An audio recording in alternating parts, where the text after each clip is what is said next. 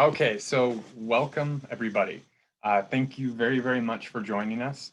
I am Jan. I work for the Nevada Department of Wildlife, specifically in angler education, in addition to some aquatic education, so the Trout in the Classroom program specifically. We have a couple other people on with us today. You're going to hear from one of them. We have both Amanda and Caitlin, who are wildlife educators, come to us from AmeriCorps and have been just an incredible help so far, and grateful for it, very grateful for it. So what we'll do today, something new. So we're all learning kind of through this, so we definitely are grateful for some patience. We're going to take questions through the Q&A, opposed to turning on the chat box, just to keep things a little bit cleaner kind of as we go through. This will be available on our YouTube channel, likely before Monday or on Monday. So if you have other classrooms or anybody else that wants to see it, enjoy it, certainly refer them to there. All right, let's get started.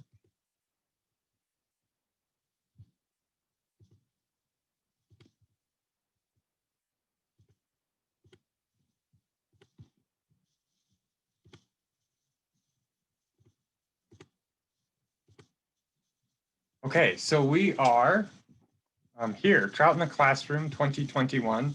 I think everybody likes saying that, 2021 instead of 2020. Things are certainly brighter. Again, today is kind of all about introductions. Again, my name's Jan. I work for the Department of Wildlife, and it is session 1.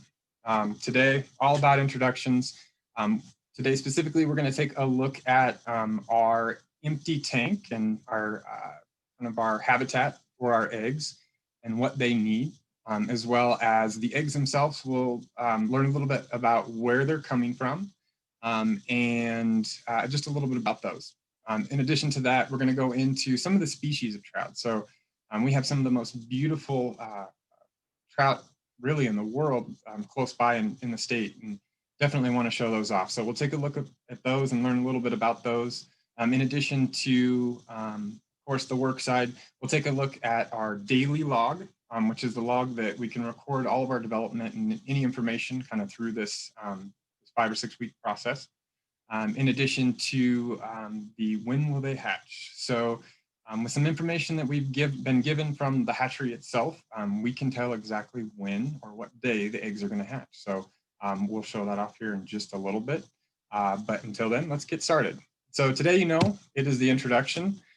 Session 2 coming up is our trout habitat and life cycle, and we're going to learn definitely a lot more about their natural habitat and lots around kind of their life cycle and what we're learning with the live stream tank and what we're seeing in the classrooms with the eggs that we have. Next, week 3, or not week 3, excuse me, session 3 is our introduction to fishing equipment and methods. We're going to learn the basics about fishing.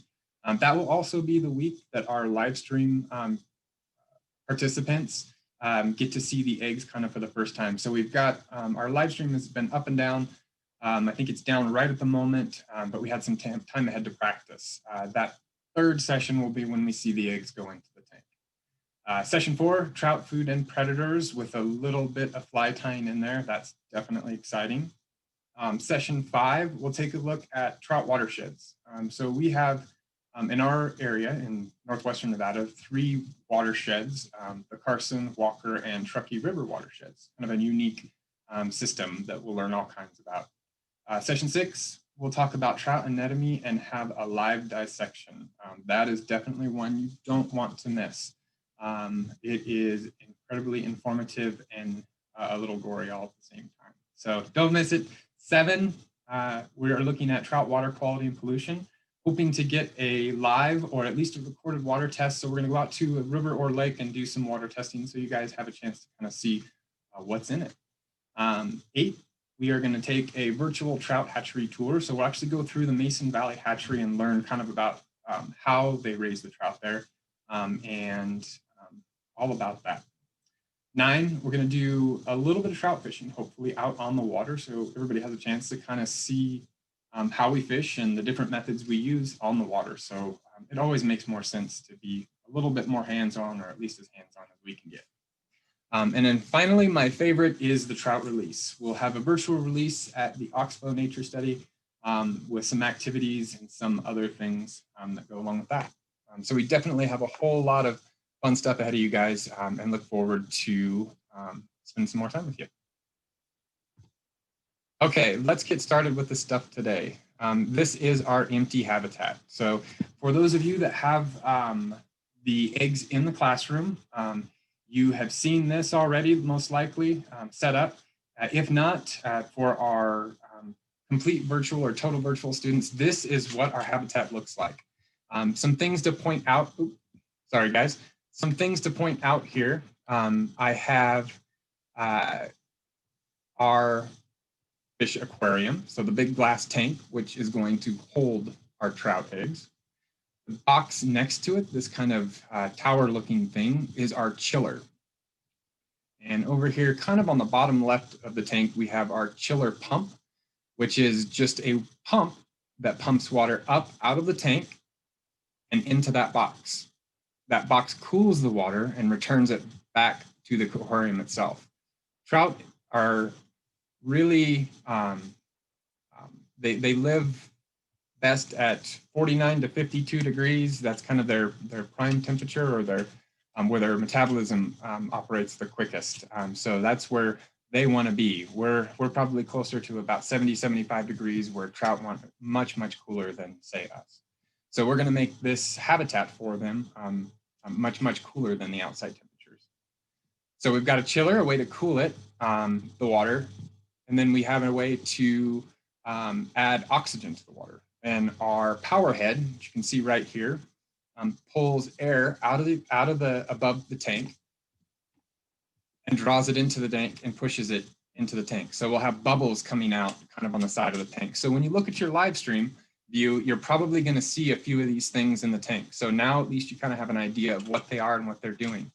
One thing we don't have on this picture is we don't have gravel covering the bottom. So in your tanks in the classrooms, as well as the live stream tanks, you're going to see some gravel covering the bottom there. Okay, so do we have any questions about that? If you guys want to put any questions into the Q&A box there, maybe we can answer any questions about the habitat itself. I think one good thing to point out here is we're definitely going to talk about the 4 needs of our trout once they've hatched, but to start with, we really kind of only have 2 needs. We need water and we need air, and it's kind of the first 2 needs that we need as human beings as well. So looking at what we need for the eggs, we need air, we need water, and we're providing that with our tank, the cold water from the chiller, and then we have our bubbles or our power head inserting or injecting the oxygen or putting the oxygen into the water. Did you see that question about the chiller, Jan? Oh, yeah, you just answered that. Never mind. But yeah, I think that's the only one that covers what we just talked about. So perfect. Okay, so I am going to apologize. Some of these questions I'm not going to be able to get to today for one reason, and that's because we are probably going to answer them down the road. So if I see some questions here that we're definitely going to be answering on one of our later sessions, then I might kind of, I'll probably just lead you to the next session. So hopefully we get you back for that one. Some of I see here, trout predators, we're going to learn all about those. What kind of trout they are. We're actually going to talk about that just in here in one second. Great questions though. These are amazing questions. Aaron, hey, okay, so anywhere from 50-ish is what we're looking for, 50 degrees on the chiller. They might vary a degree kind of either way. Did you see the question, what is the air intake line? Perfect. The air intake line is a spot, or excuse me, air intake line is a hollow tube or a straw that goes into where there's water being pushed out of the power head. So if you look at this kind of big hole at the end of it here, there's going to be water shooting out of this. There's a motor inside here, a magnetically driven motor that that turns and it draws water up and then shoots it out. And when that water is being drawn out, it actually will suck, just like you suck water out of a tube. This is going to suck air out of above the tank, so above the water line. And those bubbles, or that air that's getting sucked in, gets punched out of the power head itself. So if you pull that tube out, all the bubbles disappear.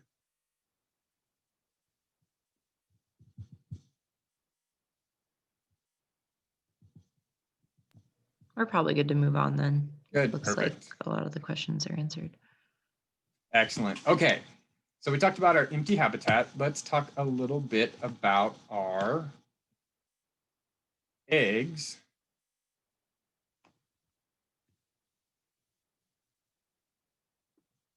Maybe. All right, let me try something real quick. Sorry, guys.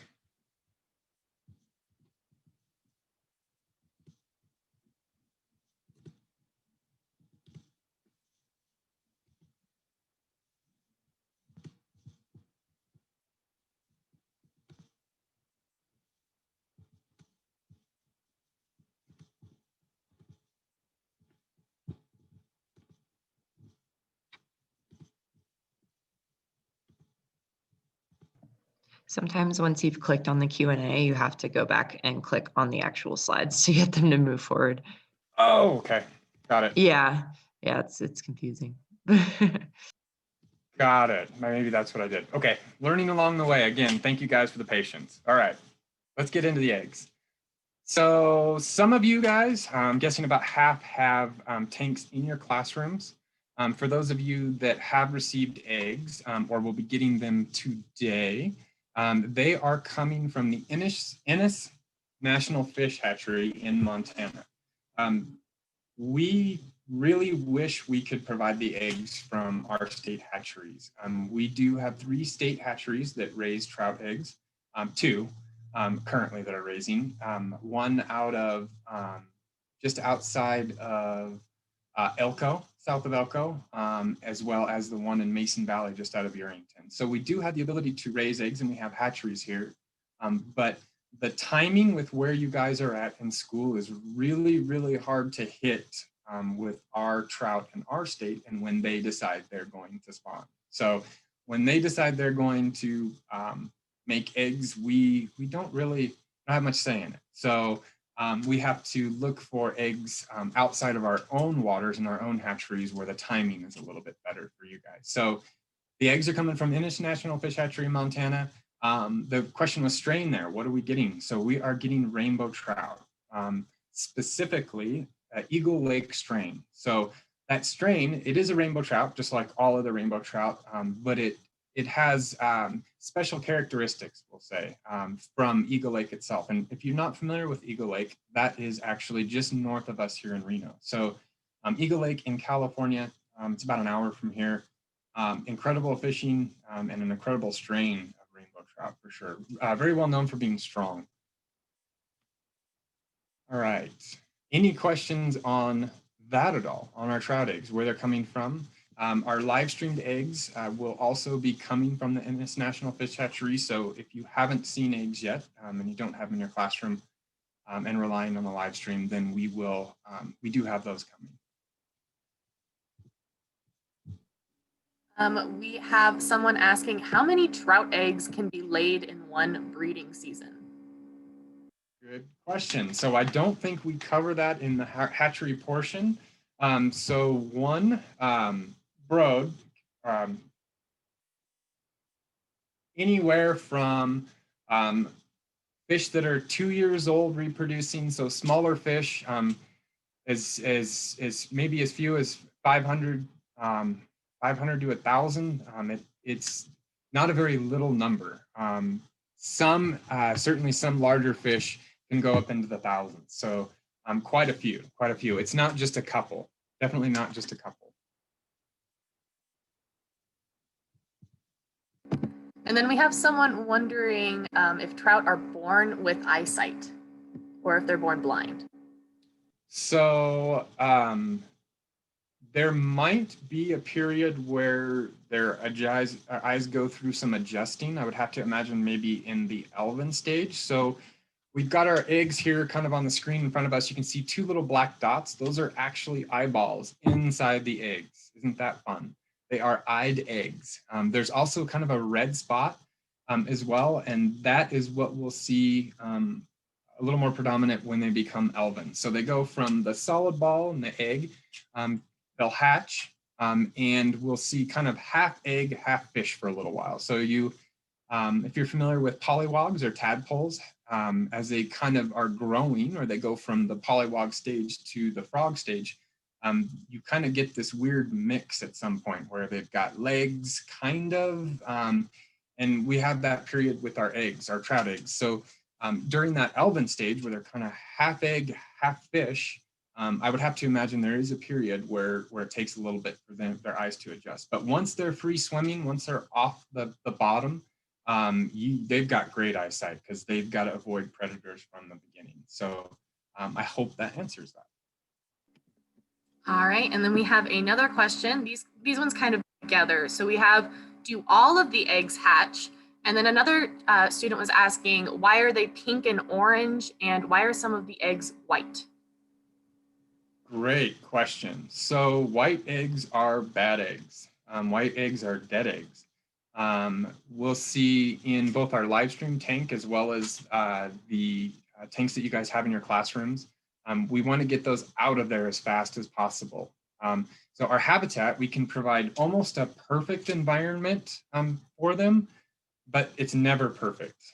There's always going to be things that are going to get into the tank. It's inevitable and already in the water. I hope that answers that. White eggs or dead eggs. The other part question was the pink and the orange. Sorry, the pink and the orange, what you're kind of seeing that there is kind of the development. So that pink spot, I would have to, what you're seeing is kind of the breaking up, I'm assuming, of the Alvin part that's going to be attached to the half fish, and then the development of the fish itself on the other side. So you've got kind of that food source, or that pod, that egg that's going to be attached to them for a little while after they hatch. That'll actually provide nutrients to them so they don't have to eat. So while their eyesight, their mouth, and all these different parts are developing, just like tadpoles, they have that nutrients kind of constantly, that food that'll kind of slowly gets pushed into their body. And you'll actually see the egg starts out more egg, less fish. And as kind of we go through the week, it'll last about a week, you'll see the fish get bigger and the egg gets smaller as it kind of starts to convert through the process. I think that's okay. The rest of these can probably be answered. How long does it take for the eggs to hatch? We can probably answer that at the end. When will they hatch? Can a fish hatch at different times, like days before others? So in a spawn or one specific batch, probably not days. We've seen them as much as maybe 6, 8, 12 hours. So maybe a half a day difference, but 24 hours sometimes. Not when conditions are stable. When we have accidents, we certainly have some of those things happen, but not under normal circumstances.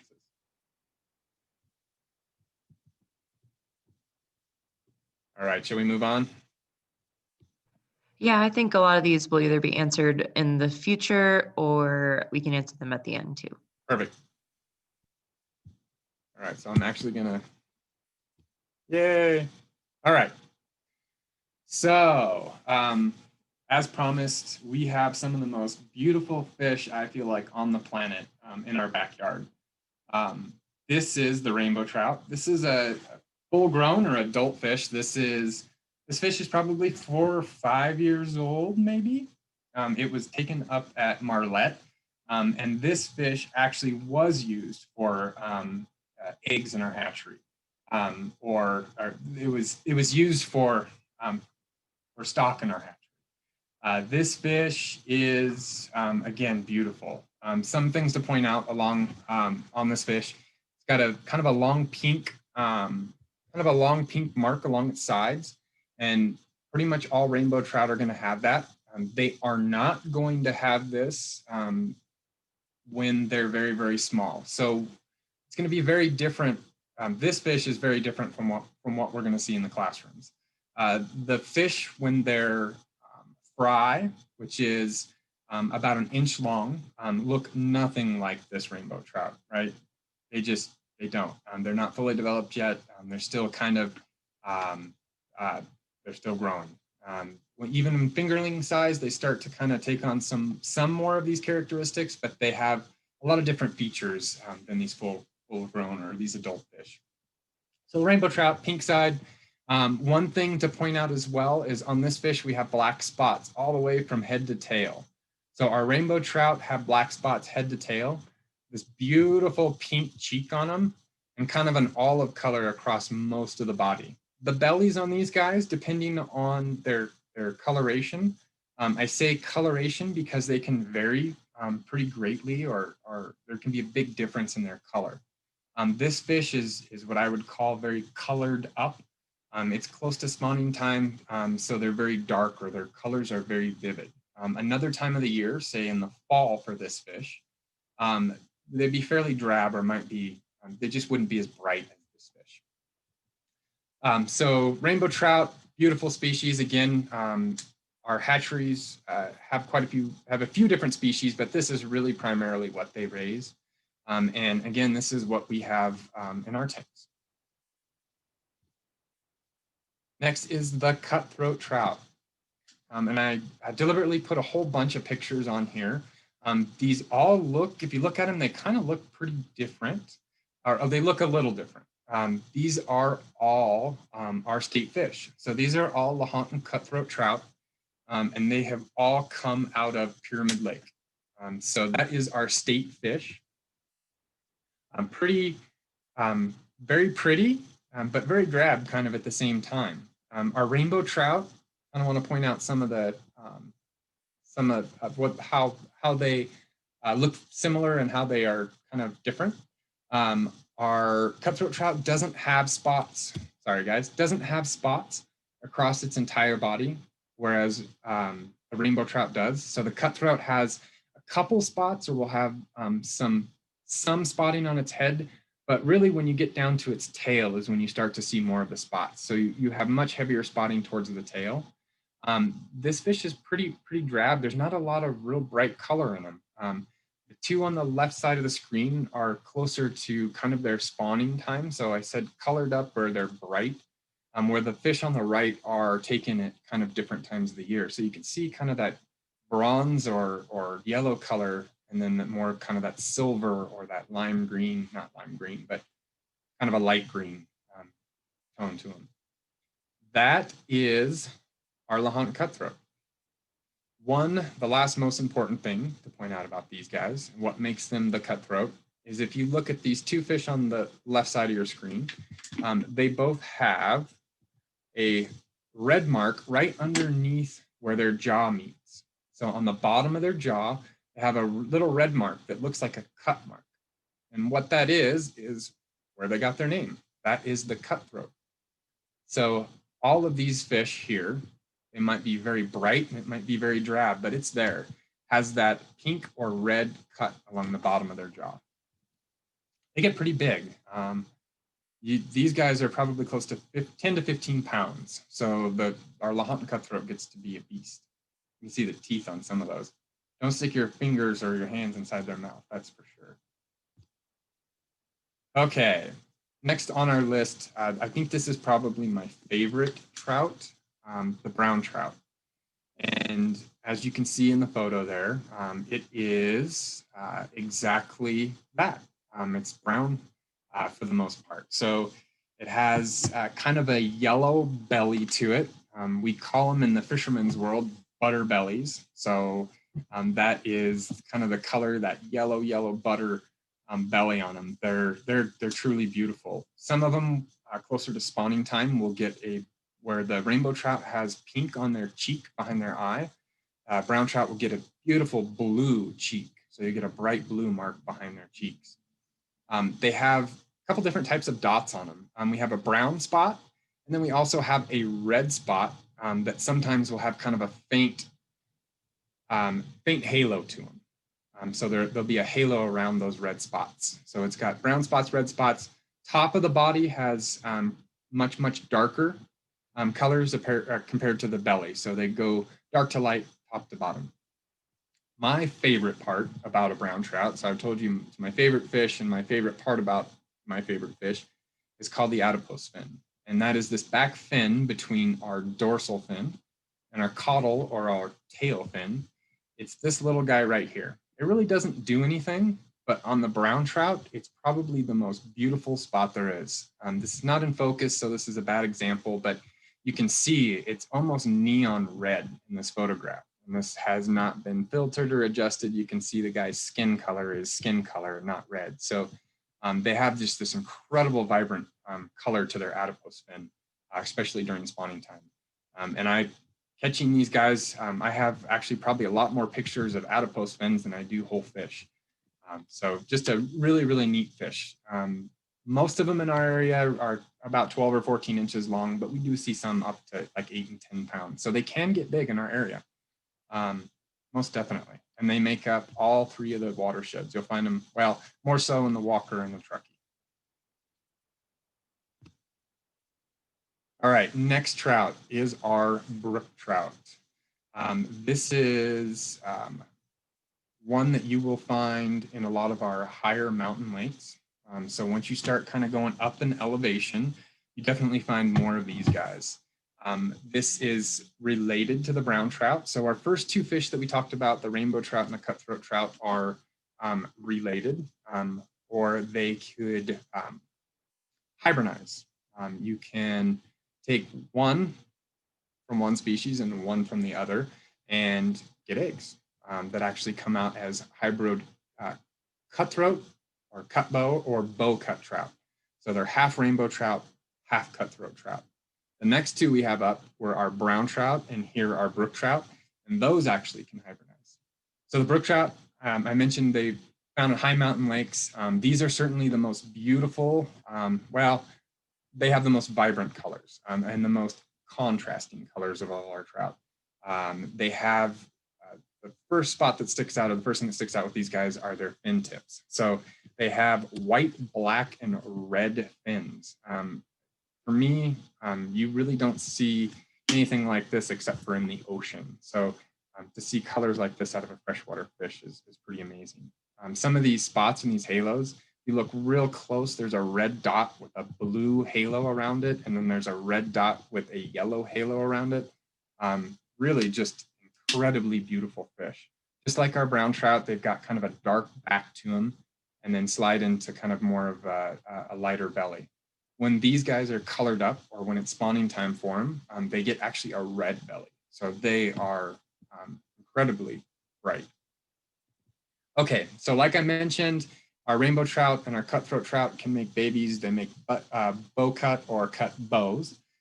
Our brown trout and our brook trout make tiger trout. So this is a pretty cool fish. To try to explain a little bit better, maybe we compare it to, everybody knows what a labradoodle is. So that's got to be a Labrador retriever and a poodle, I'm assuming. Makes a pretty cool dog. Well, our trout, the brook trout and our brown trout, make a pretty cool fish. This is a tiger trout. So the markings on its side are exactly like that of a tiger. And that they have a little bit of both of them in them. So they have kind of that yellow belly, that butter belly, like we were talking about on the brown trout, but some of those kind of dark markings across the back, more similar to the brook trout. They are a very aggressive fish. So just like their name implies, they are tigers. All right. Any questions, or can we answer some questions on our species? And that's not every species that we have here in our area. That's just kind of a taste of what is easiest to find. All right, so I narrowed down some of the questions. Oh, sorry to cut you off, Amanda, but why is its cheek red? I'm assuming that is a question for the rainbow trout. So that's just kind of their, it can be seen on them most of the time. It's just kind of in their coloration. It does get more vibrant for during certain times of the year, but it's kind of always pink. So it's just kind of comes with their natural colorations. As far as why, we might talk about that a little bit more in habitat. So I don't want to give, I guess, a life cycle and habitat, probably going to touch base on that. So I don't want to go too far into that. Okay. Then how do you know the gender of the fish? Good question. So when they're small, it's impossible to tell without looking at probably their insides at that point. So when they're small, it's hard to tell. But once they get to be a little bit bigger, generally speaking, for trout, you're going to see a couple different things. When they get close to spawning, or the time of the year when they spawn, some of them are spring spawners, some of them are fall spawners. The first two that we showed, that rainbow and cutthroat, are spring spawners. The brown and the tiger are fall spawners.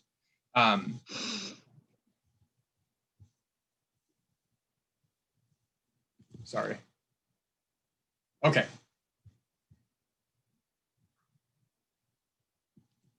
All right. Oh, You all good? can you hear me still? Yeah. Okay. Okay, sorry about that. I lost part of something there. Okay. All right. So then the next question, unless you weren't done answering that one. No, let's go to the next one. Sorry, I'm worried about losing it again. No, you're fine. Someone asked, why are they game fish? I guess, like, what would categorize them as game Difference fish? between a game fish and, say, a bait fish. So game fish are species that we target as fishermen. So we probably wouldn't target legally. They're protected by law. That would be the easier answer. So game fish are protected by law, whereas bait fish or other fish may not be quite protected with regulations. So with fishing regulations, that would be the easy answer for that. Cool. And then where is the tiger trout found? Good question. So the closest places we have them in Spooner, Hobart, and then this picture is taken at Knott Creek Reservoir. So Spooner Lake and Hobart Lake between Carson City and Lake Tahoe. And then this one is way up on the Oregon border, Knott Creek Reservoir. Okay. And then I think, why is it called the rainbow trout? My best guess is kind of their coloration up the side. So it's got kind of that rainbow coloration as you move up the side. Okay. And then do brown trout have teeth? Yes, and they do get bigger at spawning time. They do get bigger at spawning time. And actually, I can finish, sorry, answering that first question, the male and female question, before I lost my screen. Males, in a nutshell, males have a bigger jaw and bigger mouth and a longer jaw. So the picture in this, the tiger trout in this photo is most likely a female. It's got kind of a real small up to it. Whereas I will point out a male brown trout when we get a little further into it. Actually, our last picture is a male brown trout. So you'll see how big the mouth is on the male fish opposed to the female trout. All right. And then last question, how big is the brook trout? Brook trout are typically pretty small. So 6 to 8 inches is a normal sized brook trout. We do have some bigger ones up at Marlette Lake, and a huge brook trout would be 2 or 3 pounds. Cool. All right. We can probably move on from there. Good deal. Okay, so next we have our daily progress record. This is our log. We definitely encourage you guys to follow along. It might get a little bit confusing at this point just because we do have some of you guys on on the live stream and others on with the live tanks in the classrooms. The eggs are going to be, between those two, they're going to be off by about a week or more, the best that we can tell so far. So if you have them in the classroom, so if you have eggs in your classroom right now, we're going to give you some information that you definitely need. On our log here, our log sheet, we have a few different things. First up, we've got project, year, school. This is all pretty self-explanatory. Hatchery, that's going to be our Innis hatchery. Number of eggs, each one of you guys that got eggs in, have eggs live in your classes, received about 100 or 120 eggs by the scoop size. So that information would go in there. Date received, depending on the live stream, or if you're a live tank, in-class tank. Water temperature, we would just take that kind of as we go down. TUs, this is the magic number. So like I promised at the beginning of this, we can actually tell within about a day or two when they're going to hatch.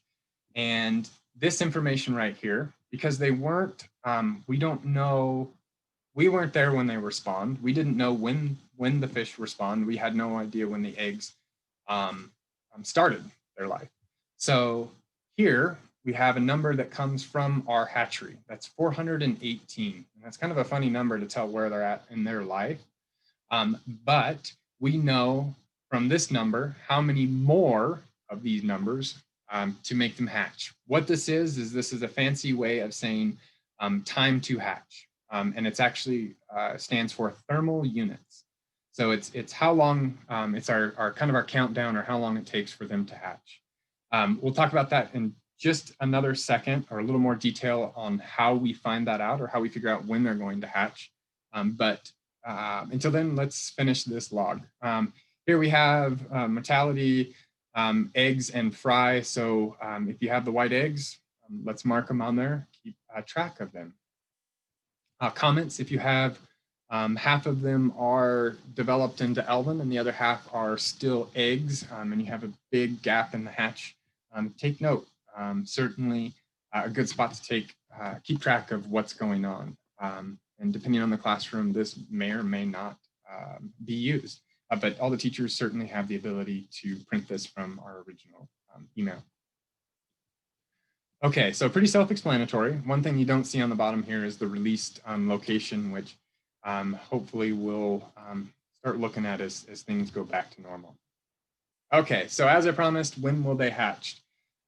We have Amanda, our wildlife educator from AmeriCorp, who is going to describe or explain better than I can how we use our when will they hatch chart or guide or equation, our magic formula. All right, well, hello everyone. So my name is Amanda. So we're gonna be talking about how we kind of figure out how the eggs hatch. So first of all, we need to figure out when our eggs were spawned. So we get that information from the hatchery. So we know that they were born on December 28th. I put 2021, but that was wrong. It was actually 2020. Definitely, these eggs were not born in the future. They were born 2020. And then we got our eggs. We put the date that we received the eggs at the Department of Wildlife, which is the 19th. So just a couple days ago, 2 days ago, we received the eggs from the hatchery. So if we count those days, we know that it's been 23 days from when they were spawned to when we received them. So Jan, if you want to go to the next slide. So that's important. So because we need to be able to calculate the TUs. So the TUs basically means thermal units. It stands for thermal units. And our eggs need heat to be able to absorb, and they have to be able to absorb a certain amount of TUs for them to be able to hatch. So we get the TUs from the temperature. Every 1 TU is equivalent to 1 degree above freezing per day. So if the eggs were in water that was only 1 degree above freezing, they would only absorb 1 TU for that entire day. However, we keep our eggs at a bit warmer temperature. We keep them at about 50 degrees. So we know, so 50 degrees minus 32 would be 18. That's how we calculate the hatchery TUs and how many days. So we use the days and we times that by the hatchery daily TUs to get the total TUs absorbed. So the hatchery daily TUs, that means that it was 18 degrees above freezing. So 50 degrees is the temperature at the hatchery, minus 32. 32 is freezing. That's what we consider freezing. And then we get 18.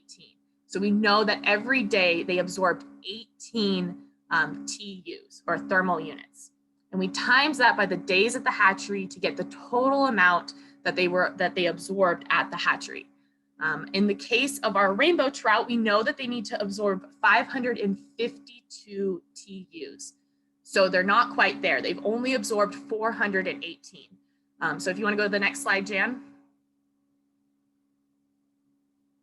So our total number, 552, we take that number because they haven't reached that yet, and we subtract it from the amount that they've already absorbed.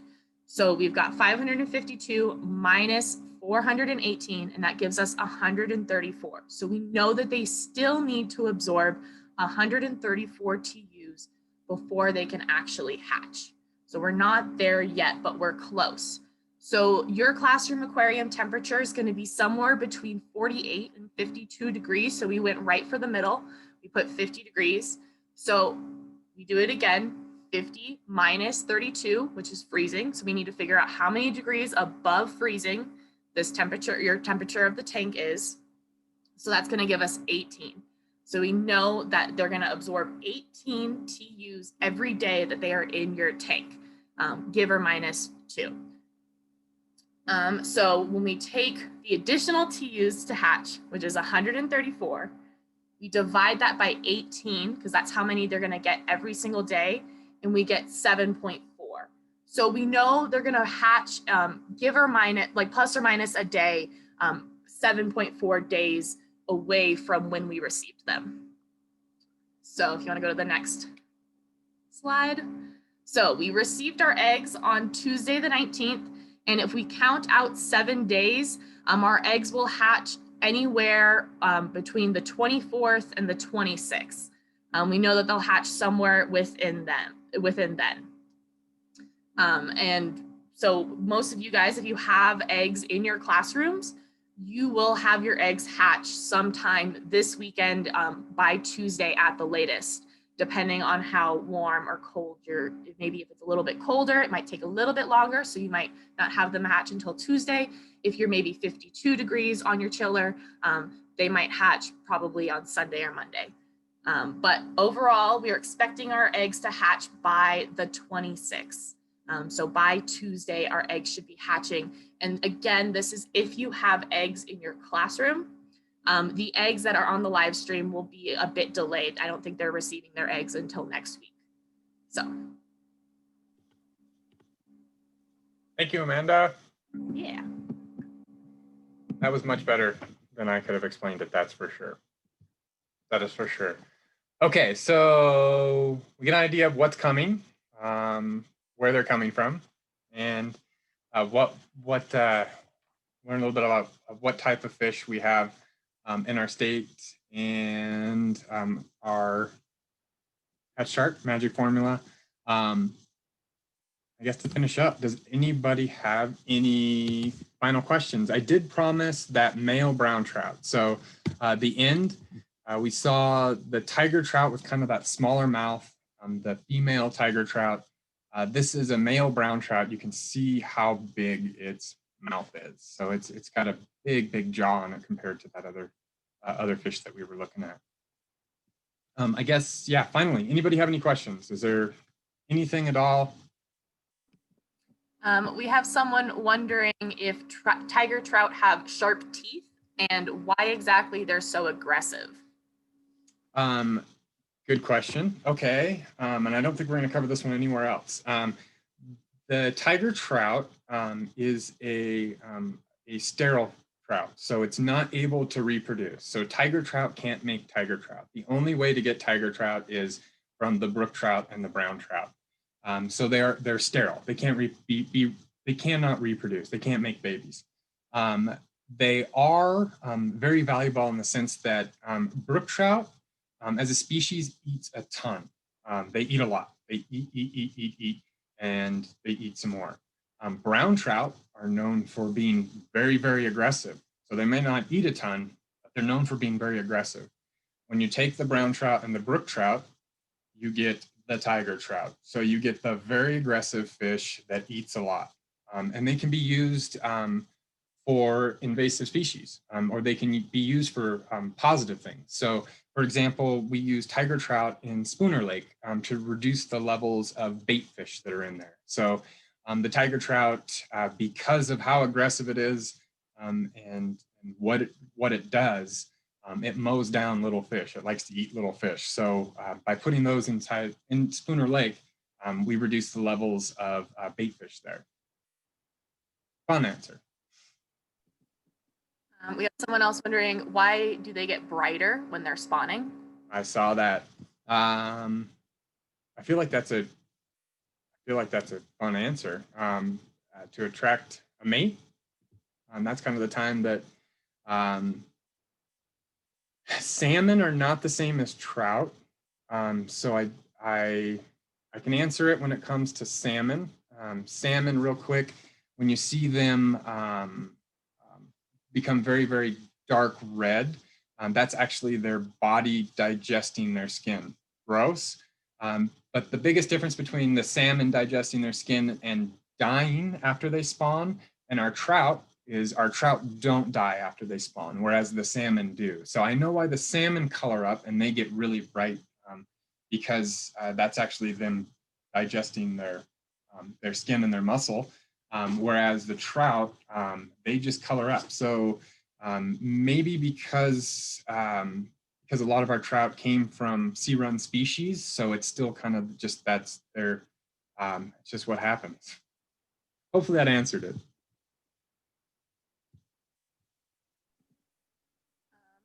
We have someone asking whether do they survive better in the wild or in our tank? Right, got a good answer to that. Sometimes in the wild, sometimes in our tank. Sometimes things happen in our tank. So we have the power goes out and we're not able to push the oxygen in. We have things that happen that are inevitable, just like in nature. So for spring spawning fish like rainbow trout, sometimes we have the water go up and we have floods, and floods destroy big parts of spawns. And there's a lot of environmental things that can hurt, as well as in our own tanks. So I almost feel like I can say that nature probably does a better job with the eggs themselves, but once they get to be, once they hatch, I feel like we could probably do a better job raising them. So the survival is better in nature for eggs, but once they're out of the eggs, then we probably do a little bit better job. How long can trout live? I like that one. So this fish that you see in the picture is probably about maybe 7 years old. So an 8 to 10-year-old fish is a pretty darn old fish. I would say 6, 7, 8 is kind of the end.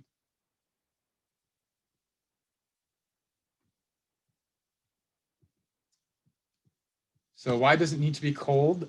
So we have, this could probably a good spot to point out cold water species and warm water species. Trout are cold water species, so they like 49 to 52 degrees. We do have other fish in the state that like warmer water. So our bass, our carp, well, our bass mostly like those, as well as our sunfish and panfish species. So trout just survive better at that, kind of what they've adapted to. Are fish from Eagle Lake larger than the ones in Reno? So yes and no. That strain has a tendency to grow real well there, but if you put Eagle Lake strain in one of our waterways that has a lot of food and things available to them, they can grow very quickly as well. So it kind of depends on the environment and what's going on around them, how quickly they grow.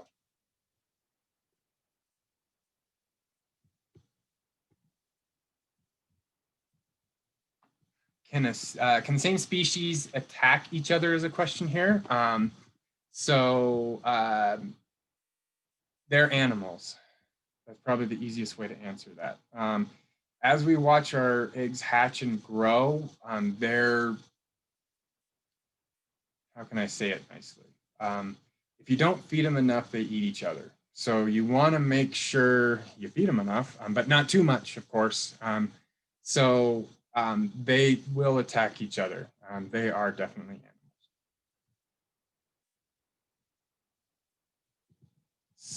animals. Do they swim in a group? Absolutely.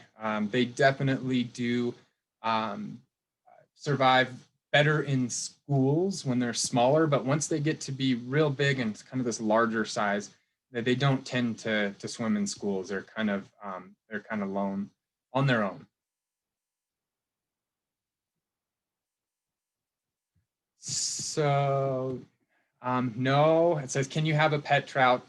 Not really, unless you have a big enough piece of water. So not in a fish tank, but in, like, if you lived along a creek or had a pond on your property with the permits, you definitely can, but not in a fish tank. I'm sorry. I definitely have thought about that a few times though. Are trout dangerous? No, trout are definitely not dangerous. The only time you'll get yourself in trouble with a trout is trying to take a hook or a fly or lure out of its mouth if you catch its teeth on your finger, but that's about the most damage they can do. Do you guys, Amanda or Caitlin, do you see anything that I am missing at all that is worth an answer? The only thing is that Aaron asked, can we get more food for this year? I don't have any. I would just say, Aaron, to email Jan about that directly. We have someone asking if the female might die during the mating season. Not normally, no. No.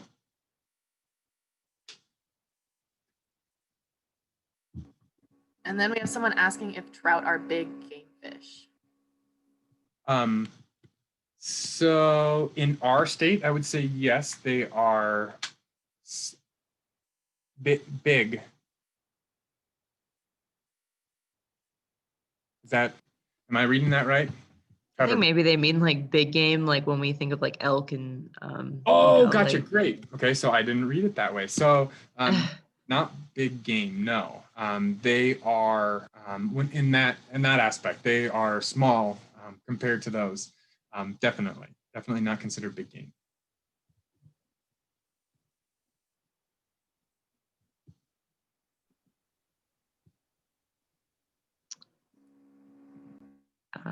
Yes, we do have albino fish.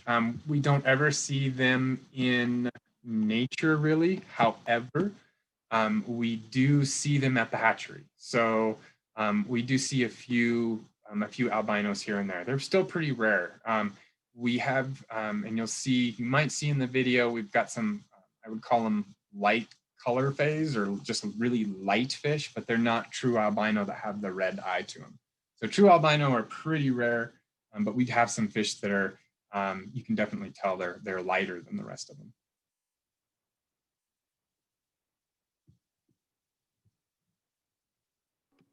Someone asking if trout can hear. Trout can what? If they can hear us. If they can hear so we might cover that a little bit with the lateral line. Yes and no. Trout feel, and we're anatomy and dissection. I have a feeling we're going to learn a little bit more about that. But so yes, they kind of hear, but they hear through the vibrations in the water.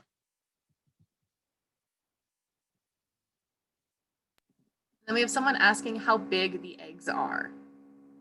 The eggs are tiny this year. I feel like they're just a little bit bigger than BBs. What do you guys think? I'd say they're maybe half an inch, quarter inch. They're pretty tiny. Yeah, teeny tiny, definitely.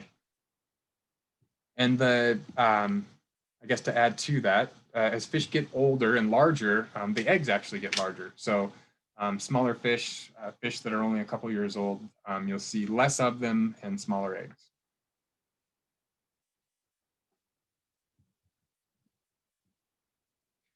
What is the red thing on the eggs? So what you're seeing there is kind of the breakup or the development happening on the inside of the egg. So the lighter color or lighter part of the egg is the kind of the tail and what's developing away from that, I guess the sac. So it's kind of just the separation of development.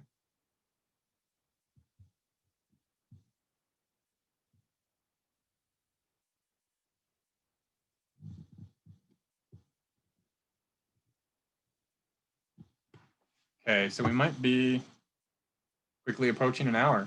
I didn't think we were going to go this long, but I'm glad.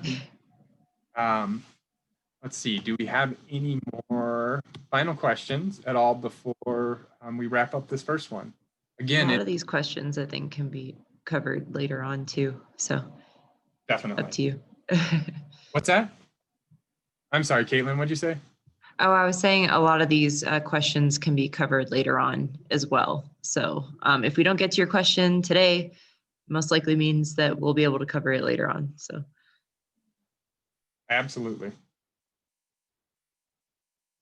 So I guess thank you very much for everybody coming.